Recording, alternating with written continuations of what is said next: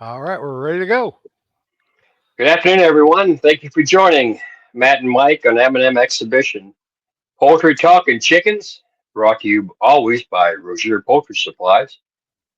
Today we have a guest, uh, Mr. Dan Castle, ABA, APA, General License Judge, Master Breeder of large fowl black Australorps, among other various breeds and varieties. All around good guy. Welcome to the podcast, Dan.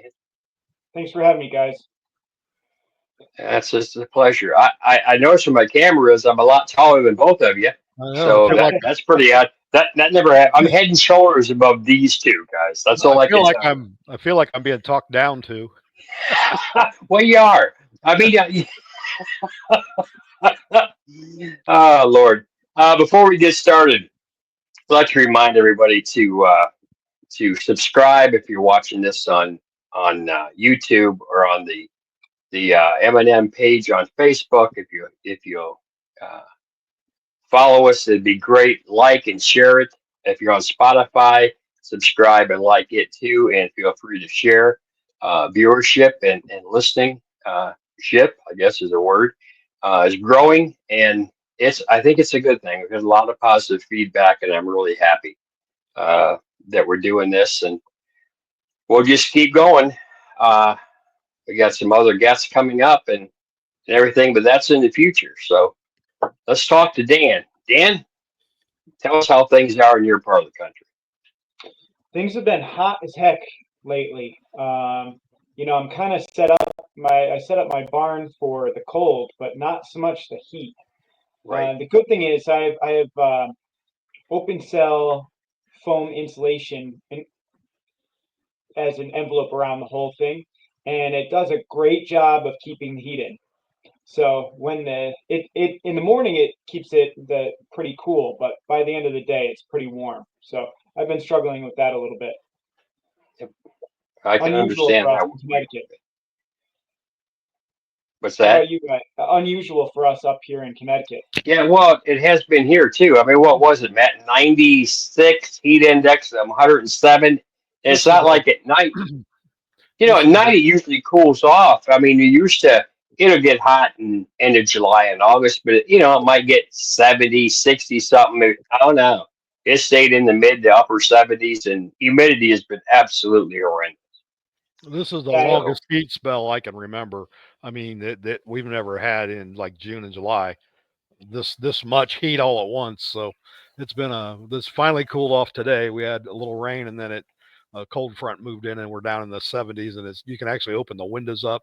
The air conditioner got a true test this last month or so, and so did my electric bill. So electric bill too, yeah. Oof, but well, yeah. it stresses the birds out too. So Oh, very you know, much. and like today it's finally cooler, but it's a torrential downpour out there right now, which we badly need. But it kind of, with this up and down, it really messes with the birds. I'm usually tough on health and vigor, but right now I'm being a little lenient if birds have like a little bit of a sneeze here and there, just because they're under a lot of stress with that. yep, Yep. I always And say I agree. they take the cold a lot better than they do the heat. That's for sure. yeah, Yeah, it's amazing. I Go went a ahead, little Dan. crazy. I borrowed an old air conditioner unit, not like a window type one that you put like it has a pipe that goes through the window. Hmm. And I tried that yesterday to help things a little bit. It seemed to help Yep, it cool it helps some. down. I was just a little bit worried about dust and things catching on fire, so I ran it for short periods of time. I But was it helped. Yeah. lucky enough. Neil Grassball designed my building when we built the new one here, and he's a big heating, ventilation, cooling guy, and it actually has a great big exhaust fan on the back that's down at the bottom of the building, and then it pulls air from the ceiling. And at nighttime, when it's cool at night, it'll cool it down at night, and because it runs about 15 minutes an hour. The problem has been, like Mike said, it's been so hot at night that it'll stay 10 degrees cooler in the barn than what it is outside. But that made it 90 in the barn, which it hasn't been that hot in there in a long time. So I'm going through a lot more water, and they're not eating much, but they so far I haven't lost anything. That's It's helping unusual. your feed bill. Yeah, they're drinking plenty though.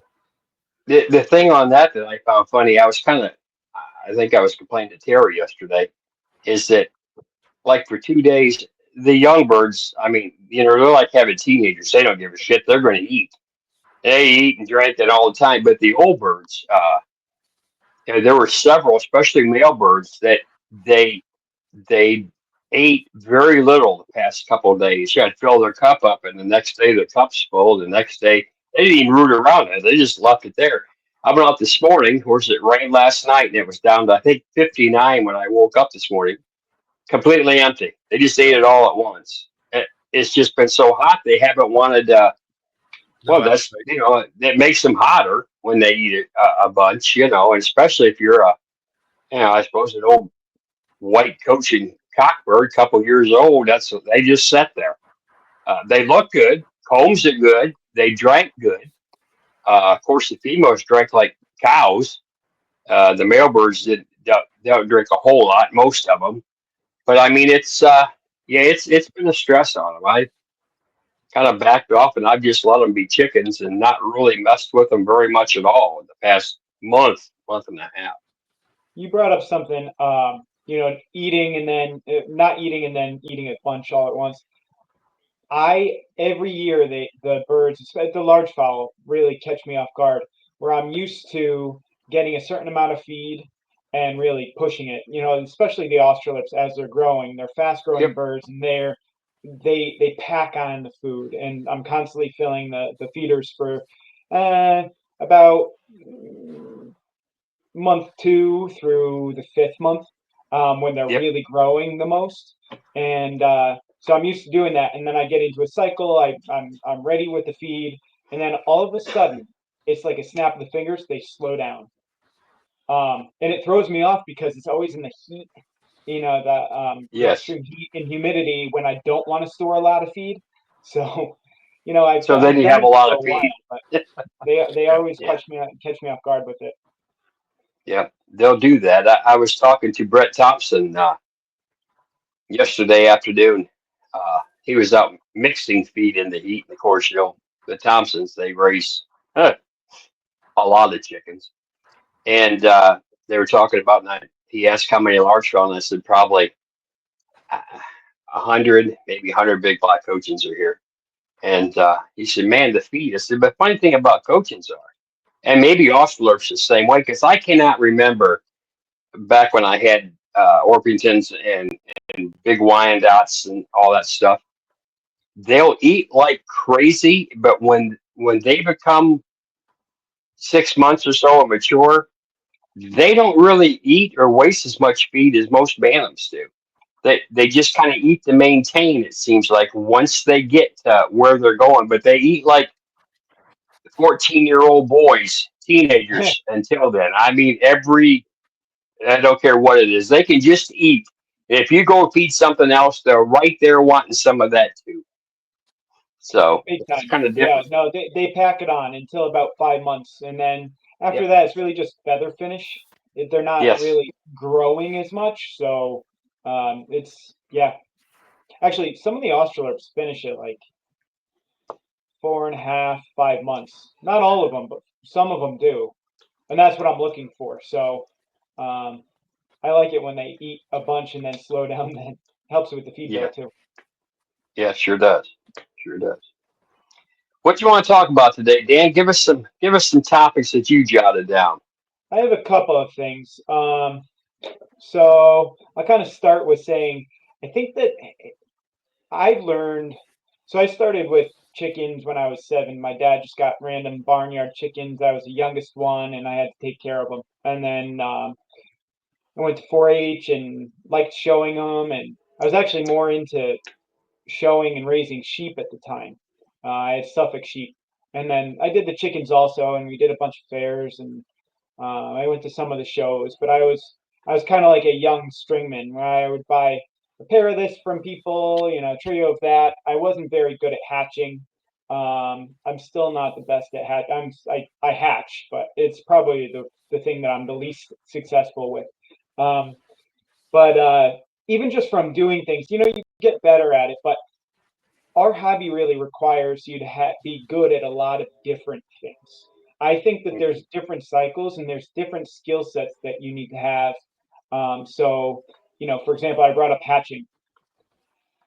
It's a skill to get high quality fertile eggs, right? So there's a lot that goes into it. It's, if you need to pluck, if you need to AI, have the birds really healthy. You want to get good eggs out there. You don't want them to freeze. You need to store them at the right temperature. So there's a lot going on there. And then incubating at the right temperature and the humidity and turning. There's a lot that goes into it. So each year I just kind of I try not to change my incubator or hatcher levels. I turn it on. I hope that everything works. If I have to repair anything, I do. My hatcher is very old at this point, so I'm kind of every year I'm crossing my fingers and waiting for that to fail, and ready to replace it if I need to. Anyway, so it takes a lot of different skill sets there, and then raising them is a whole different ball game. I think a big part of that is fresh feed, fresh free choice food, and able to run. At least for me, with those large fowl, Yep. Get on the grass and run and be chickens is the easiest way to do it. It's when you have to keep them inside is when you have to be more vigilant with trimming the beaks and the toenails and giving them supplements that they might not be getting from the exercise and eating bugs and grass and greens and getting in the sun. So if you can get them outside, I just feel like it's so much easier. It to meet is. chickens. And then conditioning for a show, prepping for a show, and showing. That's a whole nother skill set as well. And there's a lot of little tricks of the trade. It's not just about throwing them in the pen and hoping for the best. So there's a lot that goes into it. And the weakest part that I have is definitely the hatching. I can definitely learn on that side. My hatch rate is about 60% across the board. Partially because the buff Brahmas specifically, I always have like one or two males that just don't want to successfully breed the females. It's not that they're infertile, it's just they'll either grab the head and not successfully mate the female or Yep. something. And I don't want to do AI. And you guys probably do mostly AI with coachings, right? It kind of depends. Everybody always says that, but Mike has actually done very well with the big coaches, not AI in them, and I think that kind of helps the vigor and because a big coaching is a bear to AI. Him and I both know you can't hardly do it by yourself. You almost have to have somebody else. So, and most of our bantams, if we pluck them, they'll breed naturally, with probably the exception of the blacks. I think we have trouble with blacks doing natural mating, don't we, Mike? It's kind of the one that I would be leery about them, not AI. And Yeah. The whites are they usually hit if you trim them. They'll usually hit at 65%. Now, if the AI, then you're probably pretty close to 95%. And I mean, truthfully, it's just a thing. I AI them uh, because there's so many spring shows that usually our birds are. Usually, we have October, November hatch birds, and it's like that in my large file, but I just give it up on showing them very often. We only show a couple shows a year, sometimes none, because you spend all that time making that cushion, and the females look absolutely stunning. And then, in a minute and a half, and me and a pair of scissors, you can't Yeah, show them anymore. And yeah, besides that, the males, and you really got to watch the males. Their spurs grow really quick and are big. I mean, they'll rip a female like a turkey will, because I mean, big, and they get on and they'll rip them, and a lot of them are clumsier and shit too, and it does take them a while. But I mean, hey, the last 2 years I've been right at 90% with big black cochins hatching, and I just trim them and put them together and collect the eggs. I mean, it's not rocket science with them. They're very good, and I think they're healthier. I mean, once they start doing that, and like Matt said, I can AI them, but it hurts. it hurts me. And if you, Oh, I bet. but they're huge, and my hands aren't that big, and I'm not a great big guy either. And then I gotta put them down. And by the time you've got two hands, well, where's the third hand to catch it? Yeah. Because I, on the Bantams, I could do it by myself because and it's just the way I do it. And anybody that's watched us do it, I just use a syringe. I don't use anything else, just a 1cc syringe. So the Bantams have a nice little spot right under where their hips come together, and it sort of collects there. And if they don't shoot it clear across the room, and that's according to how you prepare them also. Then I just suck it up in the syringe and go get females. Well, you could try that with a big one, but if you don't get there in time, it I mean they move, and when them big bastards move, everything goes with them. Your arms, you've lost it. So I just Um, quit. I figure if I have to do it, screw it, never gonna do it again. nope, not for me. Nope. Yeah, it's rough. I'm Even telling you, it's really that's rough.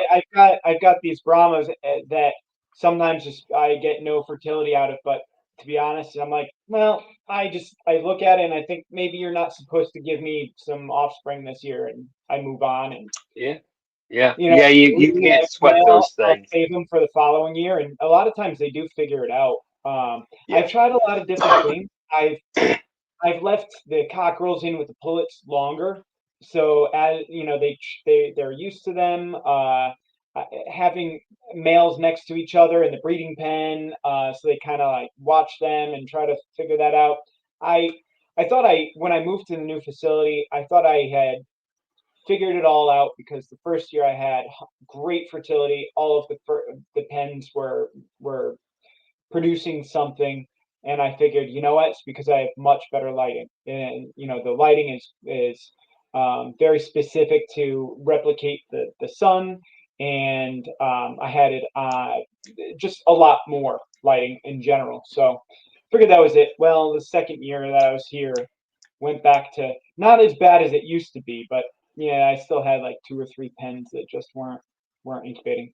I Uh, kind of mentioned it a few episodes ago, but I think some of that problem, and it's not just in Brahmas or Cochins, in all breeds, I think we force them into unnatural breeding seasons. So we force them in winter, we force them in the summer sometimes when they're not normally going to hatch, and I think that has something to do with it. I think that their natural mating is in the springtime, and I think they just do better later in the spring. I know my Wyandottes were always later to be fertile. We had light Brahmins for years, and they always were never fertile early on. And as time went on, then they got more fertile as the days got longer. They got a little more light every day. But you're absolutely right. I found out the hard way because I'm not like you guys where I can let them outside. They have to be in all the time, or they're not going to be alive. So I went with the sunlight mimicking lights, and it made a world of difference. So I can show like say for instance, a white Chanticleer cockerel that he'll be just as red combed as one running outside, but it's because of the lighting and the environmental controls. yeah. You can't just. I tried just regular fluorescent lights when I first started, and they were pale. They looked like they were ready to die, just sickly looking, and I couldn't believe the difference that the lighting made in the birds. And mine rarely are out. If they're out, I gotta put them in drop pens and I gotta watch them. Just we have mink, coons, dogs, eagles, hawks, you name it. The worst ones, Cooper hawks, they just tear them up. And I raised racing pigeons and fancy pigeons, and that's why I don't do the racing pigeons anymore. Is I got tired of feeding hawks. So Yeah. for those that do have to keep inside. I use one that it's a laying house light. It's what they use in the commercial laying house lights. So it has all the spectrums of sunlight. And then I actually did find some LED replacements on Amazon that were a whole lot cheaper that I've used when those burn out. But it's worked here. But I think some of that fertility issues I think is just unnatural You know what? times when we want to breed them. That makes a lot of sense because I mean it's true. We do completely. It's a terrible time of year to be breeding from them. It's like Yep. for me, it's the dead of the winter. I'm lucky. I have I put radiant floor heat in the barn, so I keep it at a low level, like 50, 55 degrees, so it doesn't get too cold for them. But I'm putting the lights on. They come on at like 3 in the morning to stimulate that, because I like them to go off naturally so that the birds just have a chance to slowly go on their perches and go to sleep. One thing you say that, and I'll bring that up too, because one thing when Neil designed this building, and I have the lights are on automatic timer, and mine are on about 13 hours or 14 hours a day, depends on what. But when they kick off, I have a 25-watt bulb that kicks on, so that it's really dim in there. But he said it's very important, even in the laying houses, that you don't turn them completely off all of a sudden, because they go into a panic. They have to be able to see to go to roost. So what you Yeah. said is very important, and I guess I haven't ever mentioned that before, but mine just kicks onto that 25-watt bulb, and it just kind of puts a light. It's a 30 by 50 building. It puts kind of a light glow in there where you can actually see to get around. But I notice that I think it's about 10 o'clock at night, and if I have to go out there and do something, those birds are on the roost. They know what time that light's going to Oh kick yeah. over, and they're on it. But if you, I've seen them, and we've seen it at Columbus where they leave a few lights on there at night when they shut the lights off in the building, because if you turn it completely Oh, the black, freak and out. then Oh yeah. they go in, especially like guineas and call ducks and things like that. So it is important to kind of transition them, try to mimic the daylight progression as much as possible. I have so I have a degree in animal behavior, so I always kind of think of it that way. At one point in time, I thought I was going to be an animal behaviorist in like Kenya, like Africa, studying animals. I love that, and I did that as in school. I went over there and did studies, but ultimately, I'm doing something different for a career. But I bring that to the animals, and I think about you know wanting them to naturally go to sleep and be able to go on the roost by themselves. And I try to have, even though I raise birds in groups, I try to give them a lot of diversity in their indoor and outdoor pens. So especially with visual diversity, because everyone knows like the pecking order, and henpecked. These are all terms that we use just in regular day life, but it comes from somewhere. There's even if you just have two birds in a pen, there's going to be some a dominant order, and I think it's important for them to. I think it's helpful because it keeps them stimulated mentally. In that interaction, that social interaction, they are a prey species, so they feel comfortable in groups and they feel comfortable underneath something. I try to create visual barriers to get so that they can visually get out of the space of the more dominant bird. And that's something just very simple. So rather than having a big open pen with nothing in it, I just try to have some kind of structure. So like at my old facility, what I did is I made just pieces of plywood that would be propped up so that birds could go underneath it and hide and get away from something. But also, if you think about it, you're running around somewhere. As long as you're visually blocked like this, and you're the bird that's more dominant can't see you, or you can't see them, your stress levels go down a lot, right? Because birds are relatively simple. As long as they feel like they're in a different space like that, they'll be less stressed out. So between that and I try to plant things inside the runs and everything that they can go underneath. That's one thing that I when we got the place, it was a horse farm, so it was just a beautiful open pasture. But I'm planting trees inside, and I'm trying to do like sunflowers and different kind of plants where they have a tall stalk, but somewhere that the birds can just kind of like go underneath. It's kind of fun to see when you go down at their level, where they're kind of like it's like this little maze in a whole different world. It's like little trees almost, the sunflowers that they can go underneath, and it keeps them hidden from hawks too. So You Yep. say that I go back lots of years to my old friend Raleigh Blockberger, and he was kind of a mini stringman in the day, but he had really good Rhode Island Reds and Barred Rocks and Buckeyes. He was known. They recreated the Buckeyes from scratch, but Raleigh lived by the Auglaize River, and we have this thing around here called horseweeds. They get about 6, 8 foot tall, and he would go down to the river and get them horseweed seeds, and that's what he seeded his runs in. And when you went over there, you couldn't see the runs for the horseweeds, but those birds ran in and out of those horseweeds all day. So it kept I like his love it. buffs and stuff. They were always beautiful because they were shaded by them horseweeds. It looked like hell, but functionally it was. I always remember that I go over there and we have to go drag the chickens out of the horseweeds if you wanted to buy something because they were in there pretty thick. Well, Craig does that. Schaefer, he always has that one patch by the barn. Everything's manicured. I mean, there's this patch of horseweeds. These damn things they're a forest. Yeah, And you go out there and you go to do something. All of a sudden, all these rocks, they just come barreling out of those weeds. You'll think there's like 10 there, and there's like 150 because they love those weeds. And I mean, on hot days, they're in the weeds.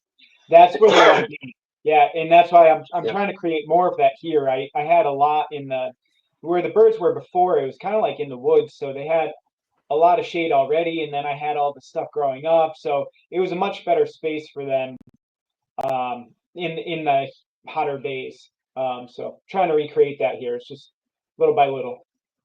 Yep. Well, it takes a while. You're still fairly new there.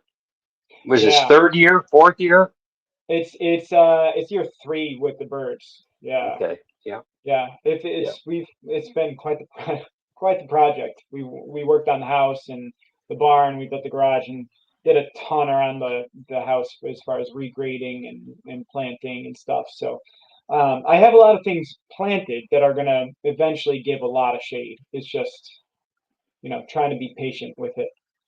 Yeah, that was like Matt when we used to go to Marcus Davidson's and the jungle that he had with all the orchard trees and I mean all those buffs that people he was known as Mr. Buff. But his buffs are outside all the time. Well, there wasn't much sun ever get to those buffs. Yep, that's the And secret. and if you watch a buff, the majority of them, even if there is some sun, they'll be in it like in the morning. They'll lay in that and everything. But when it starts really getting up on the horizon, they will go to the shade. They're still outside, but they'll be under a tree. I noticed the buff coaching bantams. I got 100 of them damn things running out here, and there's some exceptional colored birds, and they've been out all summer, but they'll be out there milling around. And when it gets hot, they're back to the barn. And in the evenings, when I go to close up, of course, because I'm wanting to get them closed up, they're out, clear out to the edges, running again. When it's cooler and there's shade over them, they love it. And With the black Wyandotte, like I said, for quite a few years, all I had was black Wyandottes, and the black chickens are the same way. They'll get out in that morning sun and in the dew and run in it, and then as the heat of the day goes on, they'll go inside or get under some shade and then come back out in the evening. So they know. And there's nothing better for a black chicken, well, any chicken, but for a black chicken to be out in that dew and that being outside, that it puts such a beautiful sheen on them. Of course, they have it genetically right, but I mean, so the best way to condition them, if you can condition them that way, hey, Agreed. Mother Nature does a hell of a lot better than anything we can ever put in. I love the days when it's misting a little bit. It's not raining enough where they don't want to be outside, but Yep. yeah, that mist is perfect for them. Yep. What up the Yep. genetics too? I can be a little bit intense with my records and everything, just keeping track of genetics and whatever. But from doing that for so long, I've noticed that feather quality is very much dependent on the parents. And Yes. when I'll have like 20 pullets out in a pen together, and I don't know, I call it coarse feathering. It's when coachins get it a lot when the feather barbs don't keep it together. So like here's the feather. Yeah. They kind of like ruffle, right? Especially towards the cushion on a coach, and a lot of them do it. Yeah. it can be conditioning, but generally it's not. I'll have like 20 birds out in the pen together, and I still haven't, because you look at so many different factors when you're breeding from a bird, and so I still have some birds that get that. It's a big pet peeve of mine, so I try to get rid of it because I know it'll creep in. But and the males don't tend to show it so much. But Nope. the females that have it all end up being related sisters. They're all sisters from it. So I might have some birds in that pen that are gorgeous, beautiful feather quality, nice wide, smooth feathers, and then maybe there's 4 or 5 that in a year that aren't like that, and they generally tie back to the same mother. Mm. And then what I end up doing, so usually every year I pair mate, and I end up switching the males halfway through breeding season. I wait 2.5 weeks or so before I collect the eggs, and then I breed from the new male. And usually what happens is one of the pairs that one the male over a certain female, maybe the birds are okay, but then the next one, maybe that's the ticket. That's when they really click. So no matter, I know the background on all these birds, but it's still sometimes hard to fully predict what's going to be happening. What you're going to Absolutely. get, and how the genetics are going to click. So I use that to cull my birds. So if especially that female produces, like, let's say, coarse feathered pullets under both males that I've mated her with that year, I'm just gonna get rid of her. I don't care how she showed before, how much I like her. She's producing females that are, consistently coarse, and I don't want to further that. And on top of that, I'll maybe show that male, like any cockerels or out of her or brothers. I'll maybe, if they're good, I'll keep them and show them, but I will not breed from them. So I end up, I'm very, in my breeding selection, I'm very tough, and I pay close attention to what the sisters look like of the brothers and vice versa. Um, so this year, I was really excited about a breeding pen of light Brahma Bantams, and I probably hatched most out of them, pen number 17, and a lot of it's just how the genetics clicked. I bred from both of these birds before, and this year, almost all of the pullets have, I call it mossiness. It's like a very light gray speckling over the white feathers. It's not the white. It's not black. Like ticking. Mhm. It's just like it's like if that dew kind of like just speckled over their feathers. It's pretty light, but it gives them more of a gray appearance and not a light, like a white appearance. It's something that it's a no go for me, regardless of what the bird looks like. And so I got rid of all the males. Regardless of what they looked like, I got rid of them because I didn't want to be tempted to use them. Because if their sisters are all looking like that, I'm like, they're gonna throw daughters that look just like that too, or carry that genetic Right. trait. So for me, it's helpful to look at that. I got rid of their father too, so it's more of like an informed culling, I guess. Unfortunately, it devastated. I was really excited about that breeding pen. They had Yep. great heads on them, but bad color. You got rid of the whole family, Danny. The whole family. I still have one. I can Oh, there you go. testify to your consistency. So I think I made the comment one of our first shows. So I had the great honor of doing the English class at the Congress. So I get down here and I see all of these Australorps. I'm like, oh my god! But that was probably, I know it was the best class of as far as Australorps I've seen in a hell of a long time. But the consistency. So I've got 5 males that look just alike. I think I mentioned then the best bird in there was a pullet, but she wasn't quite there yet. And I think down the road she was going to be the killer, although the male won that day.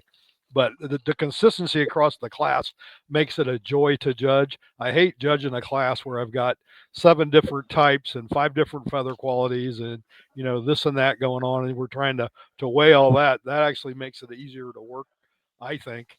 And when I was doing that class, I also had Martha Stewart looking over my shoulder.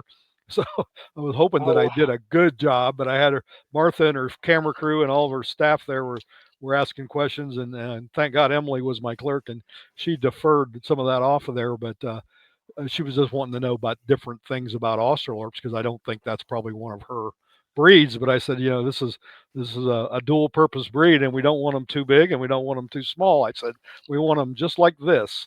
So that's a testament to your breeding and consistency in my mind, because I can always tell a breeder, and good or bad, as long as all your birds look alike and they make you happy, that's a good thing. But it's when I get to somebody that's got like 5 different things going on there, and I see that a lot in Australorps everywhere else. So I see the great big black giant looking ones, and I see the Orpington looking ones, but yours is the type that I like and I was raised up on, and they're very consistent all the way across. Thank you. Which, I appreciate that, nope. especially for the Congress show, because so I've had a pretty like a closed flock for like the last 15 years. But I have a lot of genetic diversity still because I'm keeping track of Families. the lineage. And especially so I often will look at the birds and get frustrated, and I know that there's some families that generally have certain things, whether it's like some birds have just a better head and comb.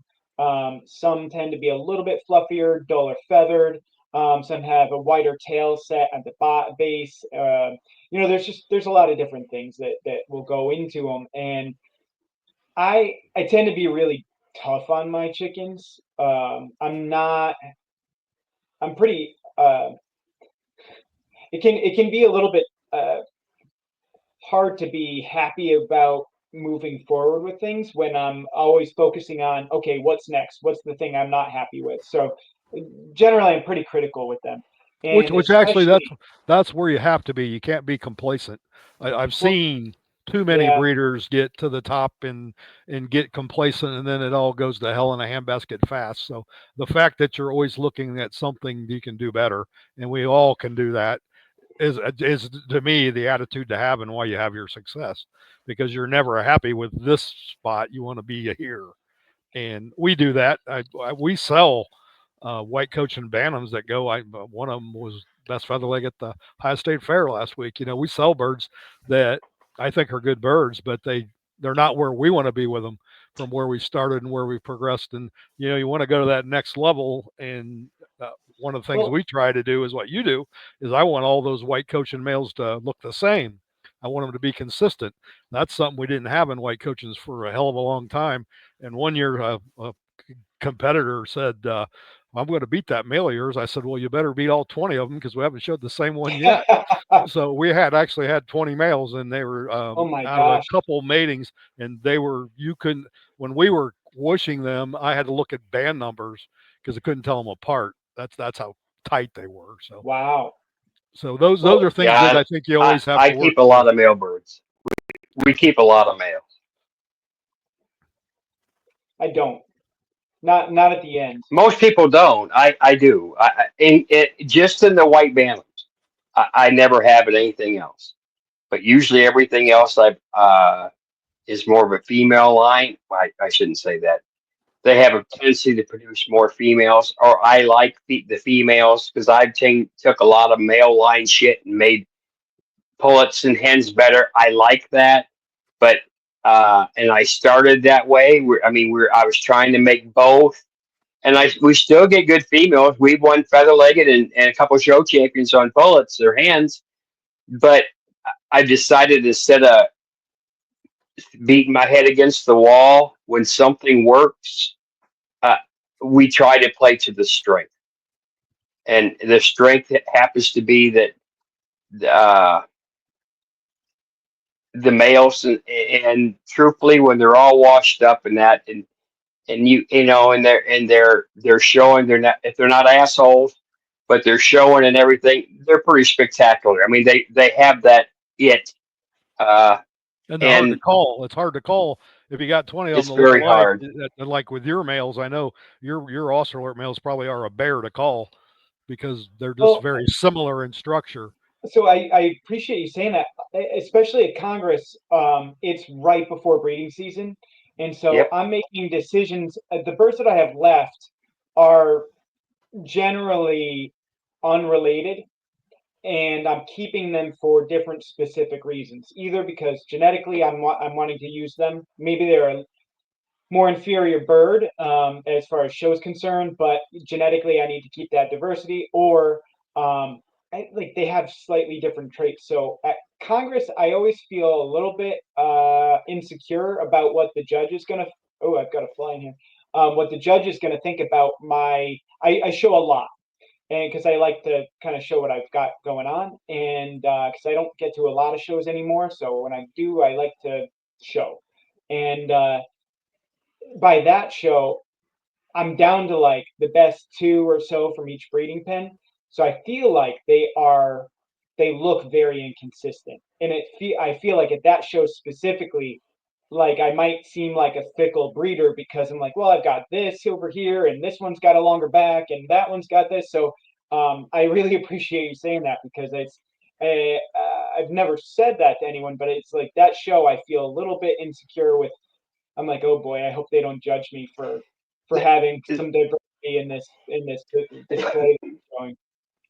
I think the part of that is though is that a lot of that is because you're with them and you see them all the time, so that's Nitpicking. in your head. You've seen it, and we go in there as you do when you're judging, and you're in that whole class for what 5 minutes or 6 minutes or 8 minutes. There's members. I So was in in there a that, little longer. I was in there a little longer than that. yeah, but I'm just saying, so that moment in time, the differences are slight enough that they appear that they're all the same Yeah, or real close to the same. Where you're with them and you're thinking, nope, that bird's just a little bit too long, or that bird's I want to keep him, but he's just but when he's against the rest of them, that you have that limited amount of time in them.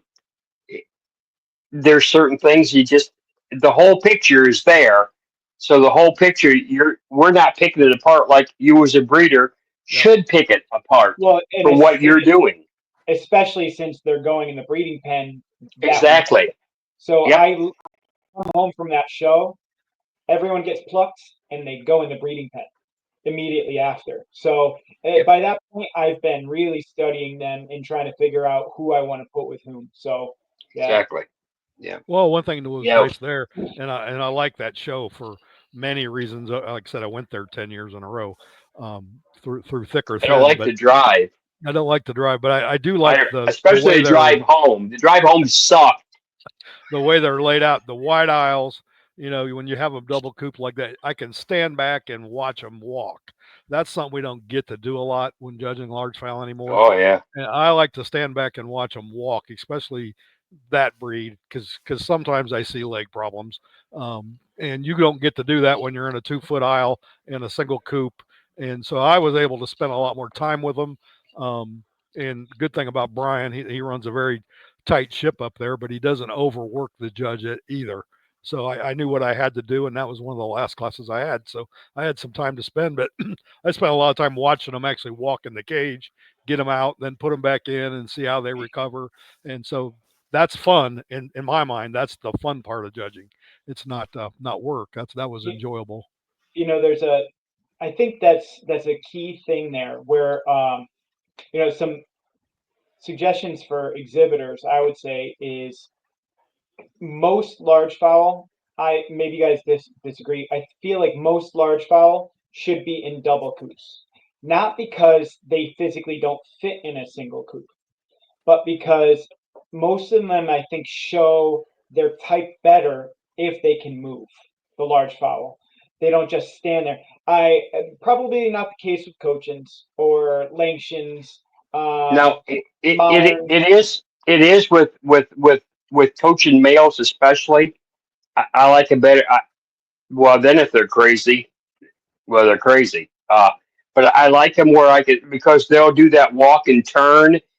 And because most of the large fowl cages, if you're a short guy like I am, I can't get on top and look down on them, which is I love to look down. I don't want to have to look up at them either.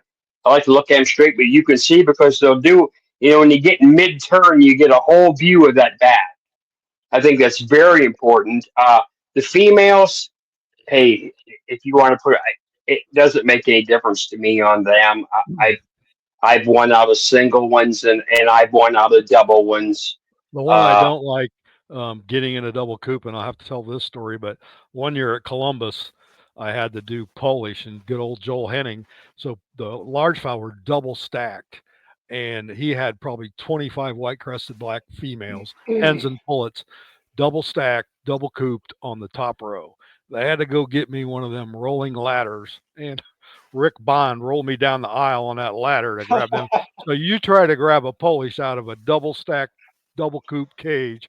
By the time I got done with that class, I had shavings in my underwear. I was cussing Joel. I was cussing because that's one that I don't think needs to be double cooped. They're not going anywhere, and when they got startled, then they're all over that double coop.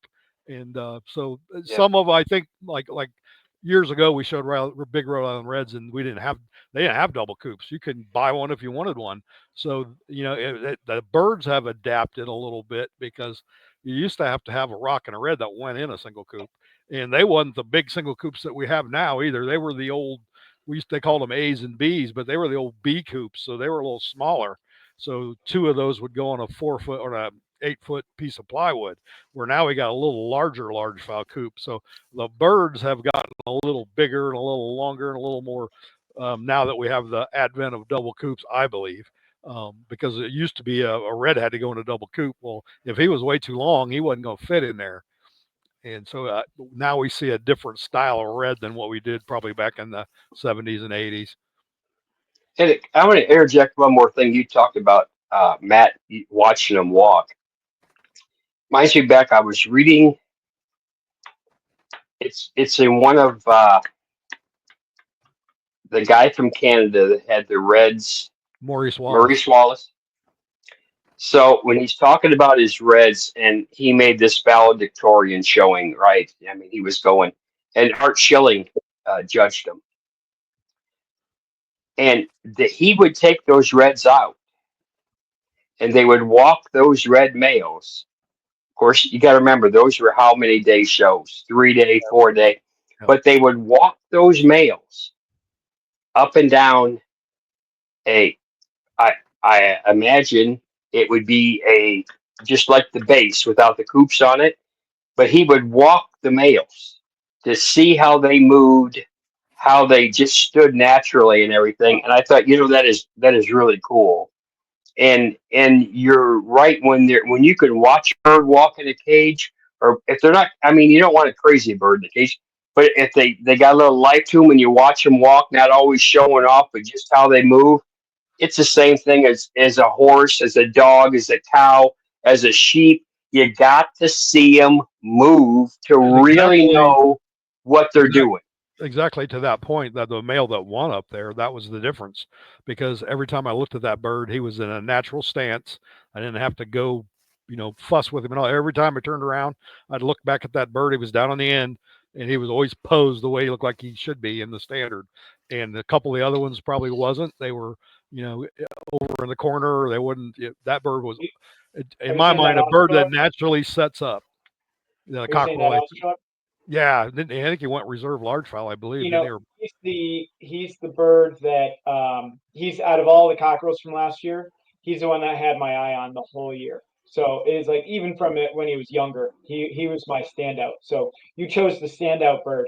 Well, good, because he naturally posed. I didn't, a lot of times with a large fowl, and it's the end of the day, and you got to get in there, and you got, especially like I dearly love them, but I hate to judge them as Orpingtons because I usually got to prop them up and do this and do that. I like a bird. We talked about moderns that naturally pose last week with Troy, but a bird that naturally goes to station. I watched that horrendously in my Chanticleer Bantams. I want them to automatically pose. I don't want them to where I have to, force them. I want to, and I think that's a lot of it's genetics that they do that. And if you had your eye on him, I think I'm liking his sons the best out of all of. I brought out of 6 males this year, and I think 7 I think that I like his cockerels overall the best, profile wise and showmanship wise. Good deal. We probably don't have a whole lot of time, and I definitely want to touch on this. Take all the time you need, baby. Take all the From time you need. judging, um, judging is like a whole different side of things, and then running a show is even just a whole nother part of the hobby. And I think you can't fully appreciate the full hobby unless you've seen and helped out with running a show. Yep. It's a lot of work. It's probably the most work involved with everything. Being a director, there's a lot going on there and whatnot. But without shows and people donating their time to run a show and basically to just manually work, do all of the planning, all of the prep, all of the cleanup, um, we wouldn't really have this hobby. So, and at least here in the Northeast, we used to have a ton of shows. We used to have a show every weekend in the fall, from early September through the end of November, and they've gone away a lot. Partially because it's harder and harder for people to legally have birds. The cities are growing and kind of pushing out the roosters. And the other piece is that people donating time.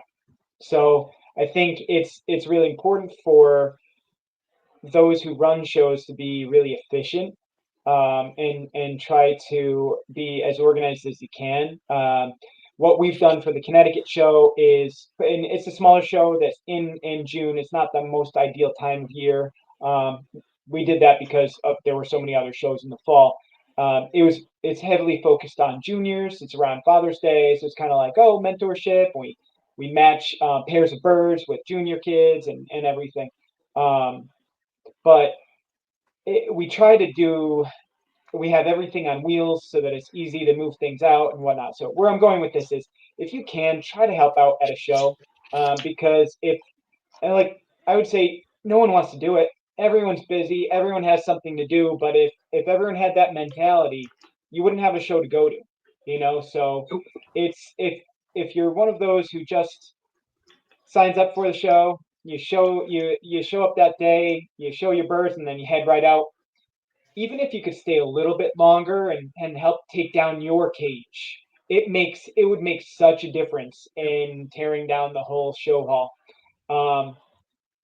You say that, so I'll interject this one because it goes back quite a few years. But Bill Wolf told me many years ago, no one in this hobby should be allowed to complain until you've been a show secretary, a breed club secretary, and a judge. And at the time, I thought he was full of shit, as always. But after I was all those, the show club secretary, several times a breed club secretary, and then a judge, he's absolutely right, because you see every different aspect of the hobby. And like you were talking about, having to do everything from hatching, raising, getting them ready to go to the show. That's part of the hobby too. That's a phase. So all those things go into it. And until you've done it all, you probably are better off just to be quiet, because the thing you complain about may be something you wouldn't want to do yourself. And and furthermore, rather than complain, maybe you help. Yep. You see a problem, you see somewhere there is something that can be improved. Offer your time to help improve it. I think that's the bigger part of this. Is kind of like, the hobby is what we put into it, and so that's why last year we started the National Hall of Champions, to try to celebrate the people that we celebrate people that win shows, and it's fun. We're all competitive. We like to do that. We work hard at our birds, and it's great to be rewarded with it. But the people that raise good chickens get rewarded, right? What the people that aren't, maybe they're not winning show champion every weekend, but they're mentoring children all the time. They're giving birds to people. Maybe they've just been the secretary of the show, but they've been doing that for the last 30, 40 years. And they don't even do anything else with the hobby. These are the people that are actually keeping the hobby going. You see all the time people that come out of nowhere, and they're showing all the time, and it's great. It's good for the bird, whatever breed that they're raising, and then 5 years later, 5-year they rule. feel like they 5-year rule. they feel like they've done it all because they've earned their master breeder at that breed, and then they're gone. Well, you know what? I would actually counteract that and say it takes 3 years for birds to really start to show your influence on them. Until then, you're just riding off the coattails of somebody Yep, else, exactly. right? And you can also mess them up in 3 years. Yep. The other Oh, thing is, easily.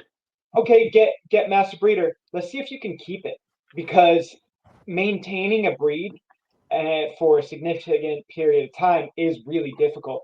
Last year I realized that I was becoming coop blind. I was so focused on getting the standard for Australorps calls for a moderately long back, which there's a lot of interpretation in the standard. Moderately long to me Yeah. might be to you guys and whatever, but I started going. I had it in my mind that my backs needed to be longer, so I was getting them longer and longer and longer. Last year, I realized, I was like, darn it, some of my birds have a really long back. This isn't moderately long anymore. This is long, and they're starting to lose more of a sweep. It's more of like a flat and then sweep. Yep. So I've corrected that, A and giant really, back. Yeah, yeah, like I a dialed giant. it back a lot in 1 year. I'm seeing improvements, but it's just one of those things where like try to consistently do well with a breed for Yep. 10 years, 15 years. But I don't understand that either, Dan. I've never understood why someone goes like hell and they'll raise hundreds of something and do a very good job at the majority of them. And as soon as they get their master breeder, they flip off that and get something else. It's like, did you not ever just like those? I mean, It amazes I, me. we, Some I, of the for the life of me, I do not understand that concept. It's not like you get an extra $10,000 for every master breeder. You don't. You well, don't get shit. You get that thing, master breeder. Yeah. Ooh. I guess some of the things I always tell everybody, and a lot of the new people coming on, because we were at the time when they didn't have all this points master blaster. I mean, Wilbur Stuffer got his master exhibitor at one fair.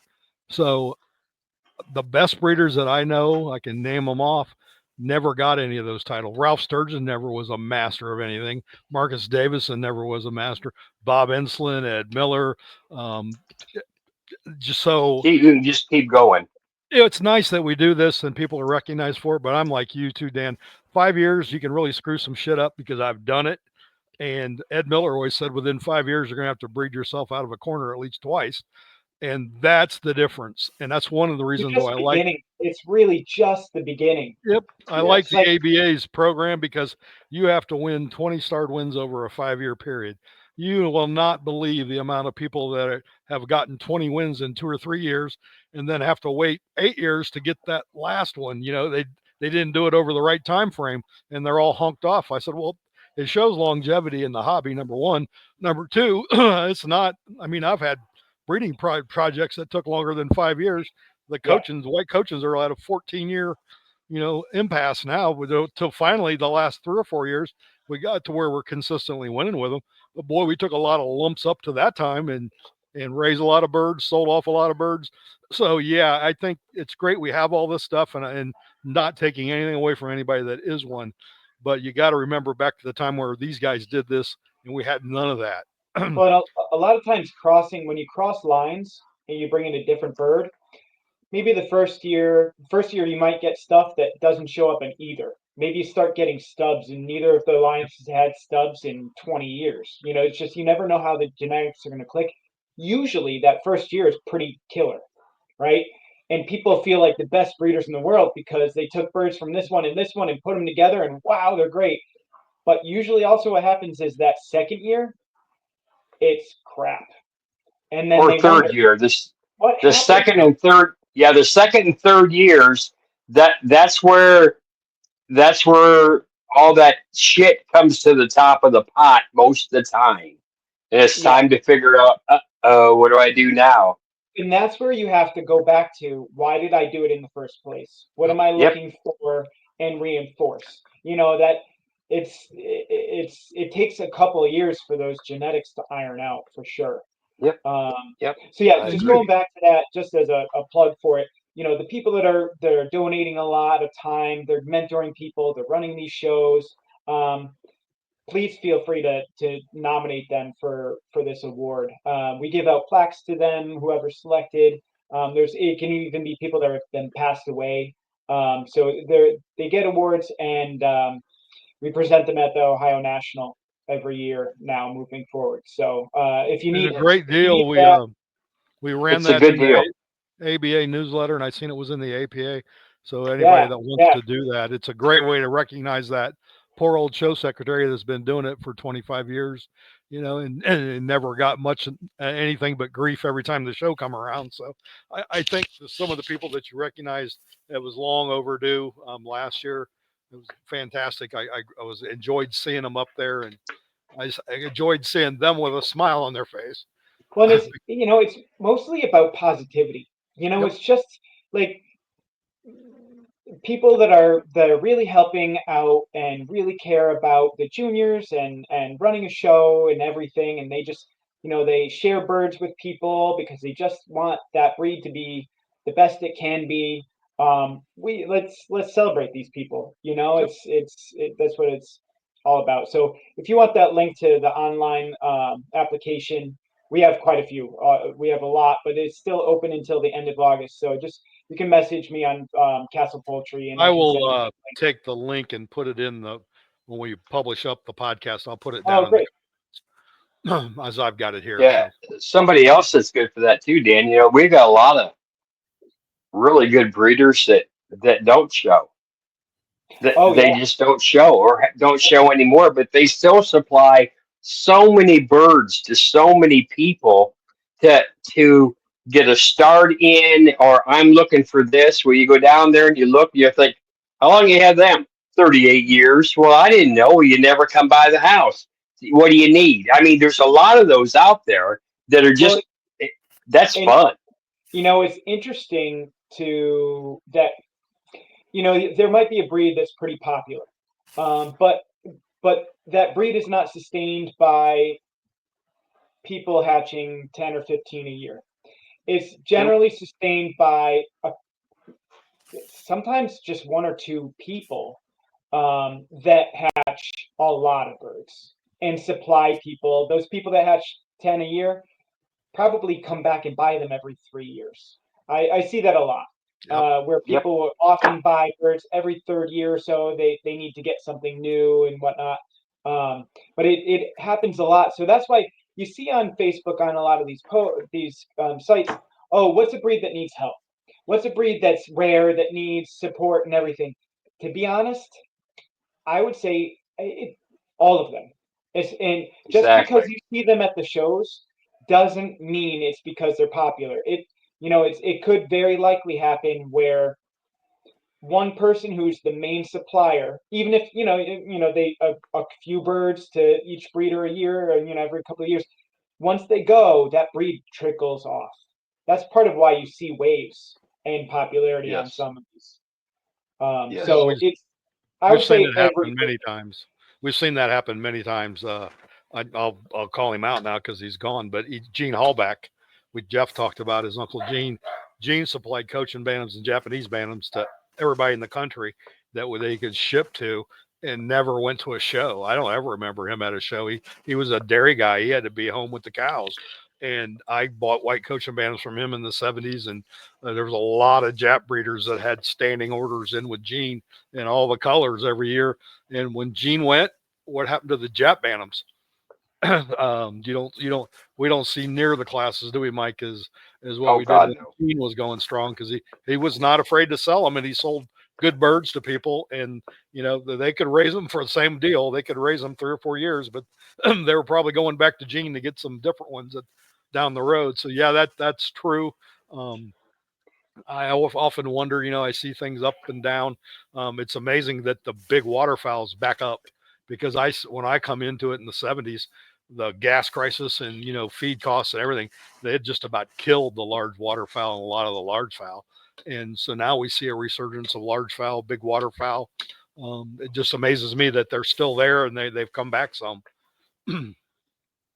Um, I I like the large fowl. I tend to, so I've noticed that a lot of times so I have a couple of other breeds that I play around with. I've got silver spangled Hamburgs, and I have a couple of Wheaton Morans that they're really good Beautiful birds, bird. but I have them Beautiful just bird. for the egg color. And I've got a couple of Salmon Favrils around because I'm wanting to learn about them a little bit more from a judging standpoint. And this year I'm playing with some blue Americanas just for fun. Small numbers, nothing like the Australorps. I can't, it's like I can only do that for so many birds. But I think raising a lot of different varieties, and especially when I was a kid and more of a stringman when I was a junior, raising, I had a pair of this, a pair of that. It helps you as a judge. Oh It yeah. makes you more confident in those varieties for sure. Yeah, And I think so. Now that's why we got into all this crazy stuff over the years is to help with that. So it's hard to judge something when you never really had it or been around it much. So yeah, I've well, done that. We've had a lot of different things here over the years, and that's why. And you said Wheaton Morans. I remember it's been several years ago, but I got to Columbus and I drawed the. I don't know if I drawed the. Claw was always a good one to give me everything nobody else wanted. So I almost always did Continentals and all their standard breeds when I first started, and I got the Continental class, and there was like, oh shit, there was probably 200 Morans, and Morans oh were wow, just accepted, and the Wheatons were just in, and Skip Bittner had a Wheaton female there that I actually think was probably the most beautiful bird I ever seen. Not only did it have good Moran type, I can remember asking Harry Hallbeck one time what a good Wheaton female looked like, and he says, "I don't know, I'd never seen one." So that was the bird. She didn't have. I mean, I couldn't cut her for much, and she went on to be. I think she was best Moran and Reserve Continental that weekend. But just a striking bird, and it's not a breed that attracts me in any way. But I enjoyed judging them, and I enjoyed placing that bird. I have the Wheatons. Just I don't want to have black copper Morans because they look like feather. I have a bunch of black chickens out in the field. I didn't want any other ones. But yeah, Skip had an unbelievable Wheaton male in the Yes. Tennessee show 6 years, 7 years ago that He's I had was a couple judging of that really show, nice males. and it was unbelievable. Yeah, really good male. Um, the last thing I just wanted to touch on is just for being a judge, you need to know everything about every variety, which is almost impossible. So you do the best you possibly can, and you try to study everything. That's why I think most judges bring the book with them because you might get to a breed and you're like, I haven't seen these in a while. I want to just double check the standard. That happens with me a lot with the ornamental birds. And what I'll do is I'll double check the standard, and then I draw the profile on like a card, so that when I'm going through them, I keep that mindset of what that profile is so important for those breeds. But the best advice I can give, like someone starting out, would be you should know your breed standard better than the judge. Do not call or keep birds based on what the judge says. The judge has to know every single bird and variety in the barn. There's no way that you have that many varieties. Even if you have five, you should know them just as well, if not better than the judge, because they need to know all of them. And just for your own mindset, just for your own sake, as in the breeding in the barn, you want to know what you think the bird should look like, not based on what the judge is judging. Because, like you said earlier, you have like maybe 5 minutes in that class, depending on how big the class is. If it's longer, Right. if it's bigger, you have longer. But you're looking at that bird in that moment in time. Maybe the female's she's trying to lay an egg and she's not, she's just not showing. Otherwise, she might look great. Or you might dig into them and they're just missing a lot of feathers, or who knows, maybe they're not quite mature enough, like you said with my pullet in Congress. Like there are so many different reasons why maybe for that specific instance in showing, the bird didn't place better. But and you know, it's hard for me to turn off the breeder mindset because when I'm judging, I'll look at a bird and be like, "Ooh, I really like that one," but I can't think it like that. I like it for breeding for 5 weeks from now, but today I have to judge it a certain way. So you don't necessarily, the judge isn't necessarily saying this bird is the best every day, all the time. It's that moment in time. That's what they look like. Yep, So exactly. you can always ask the judge what their thoughts are. You can politely, I actually love when people watch me judge, um, respectfully from the other aisle, especially when there's a group of people, that are watching the breed judging, because I can turn around collectively, just tell them what I'm looking for and what the notes are that I'm writing on the card, so at least they have an understanding of, maybe they might not agree with how I judge the class, but I can turn around and say, hey, this is what I'm looking for. These are the things that I'm seeing. These are what the notes are on the card. So at least as I'm judging through, they can understand, oh, okay. And then hopefully look at the rest of the class and say, oh boy, I'm in trouble, because if that's what he's looking for, those birds aren't matching it. Or, oh good, maybe I'll do pretty well because it's, I think that my birds might have what he says he's looking for. So it's, for better or worse, I do like having people watch so that they can at least see where I'm coming from. But yeah. It's a good thing. If you don't like people watching you, you can't judge Old English or Silkies in the South, buddy, because they're hang all over you. I judged a lot last year. I got the question, is it going to be like this every year? I'm like, no, this was an unusual year. There were a lot of assignments that were really awesome that I just need, that were last minute, that I said yes to. So I was like, I did OPB last year. I did Florida. I did Mexico, this show in Mexico,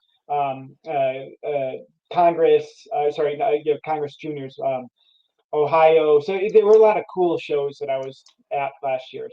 And out of the country, it was a lot of fun. But there was one specific show that there were a lot of silky breeders, and they were following me around. So I specifically took breaks just to, like, give me some space, a little, it's politely from the other aisle is one thing, but then kind of like breathing down your neck is a different story. So I just Yeah, gave myself some time because I'm not going to rush. I like to do that and then not pick best to reserve. Walk on down to the next color, and they'll say you forgot this, and no, I didn't, and go on down. Just to, you got to have a little. Or what you really like is when if you have a habit of starting 5, 4, 3, 2, 1, then start 1 and then put a 5 in, then a 4. Oh yeah, yeah. I just like to do that. I know where I'm going, but I don't necessarily want you to know where I'm going. But I do. most of the time you don't do that. But it's in fun. Well, a lot of times, I'll be looking at the birds. I'll be weighing options. It's Judging can be very taxing, I think, because you're trying to weigh the different elements of the bird. Birds that are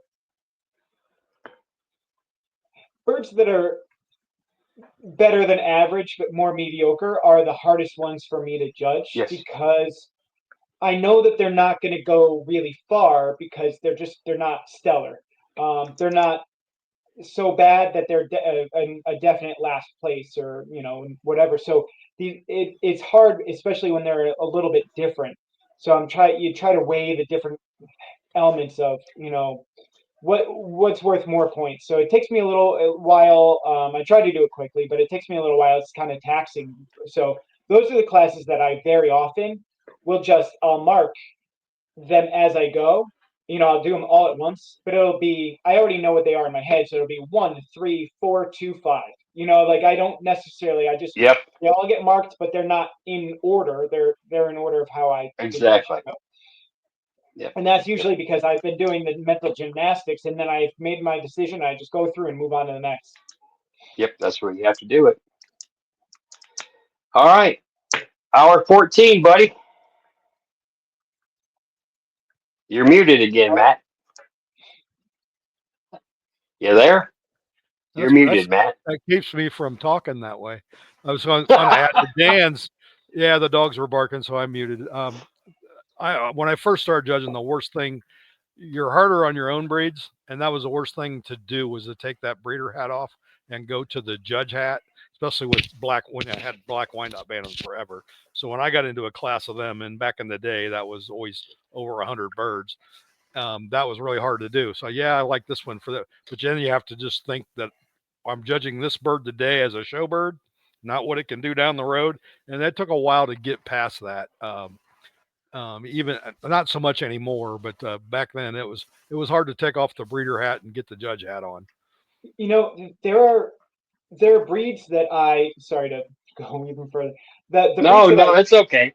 the breeds that I raise, if there are traits that I am seeking in my own breeding, I have a lot of admiration for them when I'm judging them. I wouldn't say that I'm harder or more lenient on the breeds that I raise. I just, as I'm judging them, I admire things that they might have that my birds don't have. Um, I The other thing is, there are some breeds that maybe just don't turn me on as far as me ever raising them, but it doesn't affect my judging. In fact, when that happens, like there are breeds that just don't. They're easier for me to judge, even though I don't necessarily gravitate toward them, because the good ones just stick right out. Because generally they're like, oh, chicken, chicken, chicken. Oh, that's a really good one. So a lot of times those breeds that I don't necessarily have, maybe I wouldn't raise them myself, but I have a, the good ones really stick out to me. Yep. So it's almost a benefit to those breeds. For judging purposes. I So always say it's easy to find the good one, the first one, and the last one. And like you were talking, it's justifying to the exhibitors why that third, fourth, second, third, fourth, fifth, why they're down there. That's the part of judging that's tough. But usually the when they're best not one, usually the when best they're one you can grab. when there's a lot of diversity in a class, it's a hard class to judge Yep. because you realize that maybe the exhibitors are going to think that this is necessarily what you're liking, but maybe there are aspects of each of them that you like, but none of them. It just you had to make a decision based on what you felt was Yep. more heavily weighted in the point scale. So it's tough. Whole picture. Yeah, the whole picture is harder when it's like that. Put it all together when you really don't like any of them. That's the hardest classes to judge. You can't pick anything out. It's like, here we go. Oh, and And those are the ones that take the longest. Yep. So yes, sir. Absolutely. Yeah, absolutely. Well, anything else, Dan? I'm good. I think I talked your ears off. Oh, no, it's great. No, Anything else? they're Any still there. questions for me or? No, but I not for me, but what I would like is uh, this winter sometime, I'd like you to come back on and kind of go through your in-depth way you do your hatching with the record keeping and stuff. Sure. I think it's really neat, and we're going to do a little segment on that on different ways different people do it, because some are really detailed, and I think then everybody can kind of get an idea on what adjusts to them, because there's a lot of people that don't do any. There's a lot of people that do a hell of a lot, uh, and a lot of times both of them are real successful. But it's Yeah. whatever. But if you know all the perimeters, it's easier to pick out what works for you and how it works for you. And I think I'd like to get you on to kind of go through your thinking on it, what it means to you, kind of a little more selective. I think that would be a good deal if you'd agree to it sometime Sure. this fall, Yeah. over the winter. I'd be happy to. And I know that we're going a little bit long, but the biggest thing that I would say that maybe it's hard for people to keep track of the parents. I think it's important, at least for me, it's important. It helps me predict. and cull out breeders and move forward in my breeding programs. But if nothing else, hatch date I think is really important. I think there are a lot of breeds that sometimes we're just okay with them never finishing or taking a long time to finish. And I think if we kept track of hatch dates Yep. and we were selective with finish, that maybe we would find out that it's not just something that we have to deal with. I think it is something that can be corrected in a lot of breeds. I agree. So like going back, finish rate is one of the most important things that I focus on. And I have one of my favorite males ever. He's a few years old now. He finished completely, a male finished at 5 months old, and I bred him to the fastest finishing female from the year before. Their offspring, I didn't necessarily keep all of them for different reasons, but for as far as finish level, all of those pullets finished at like 4.5, 5 months. Like laying eggs at by 5 months. Again, not all of them are doing this, but it just goes to show for those two, hatch, like the Yep. two fastest maturing birds from their respective years produce very fast maturing birds. Yep. Yep. So yeah, I would say just hatch date is a good way to start. Good deal. Good deal. Maddie, what did we forget? Anything? Nope, think we're good. I think everything's still the same as far as all of our trials and tribulations with Ivomec and the breeder. The breeder's magic is one thing, Dan, that I found that did help because I started off with bad fertility and I didn't start till like March, so it was later in the year. But the first few batches just weren't real fertile. And Caitlin from Rogier's sent us this bag of breeder's magic, and I thought, well, I'm gonna give it a whirl. So I ran it for. I think I started on Monday. And I think my next candle, I was amazed. So I don't know if it was that or just timing, but I'm going to keep it and use it again next year. So I think that's it, Mike. I think we can get her up there for everybody. I think that's it. Just remember to subscribe, like, share, and all that hoopla. Dan, sure do appreciate your time. Looking forward to when you come back on later this winter when we're all sitting around bitching about the cold instead of the heat. It's going to be fantastic, baby. And we'll see you, I'm sure, a few times at least this fall in person. Yeah. Always have a good time. Really like being there. I appreciate catching you guys right outside the hotel. We've had a lot of chats in the last couple of years, standing at hotels. Let me tell you, we hold court. We hold court. Yeah, we hold court out there every Friday night. It goes a little long. Saturday night sometimes it gets shorter on Saturday nights because we're getting older. But no, that's truthfully that's my favorite part of a lot of shows, but especially that show is just the talk. Yeah, we got into a lot of things last year, didn't we? And I have a lot of respect for everybody else who like in the hobby, especially people that have been doing this longer than me. I'm big on kind of shutting up and listening. Selfishly, so that I learn because I've been doing this a long time, but there's still so much to learn.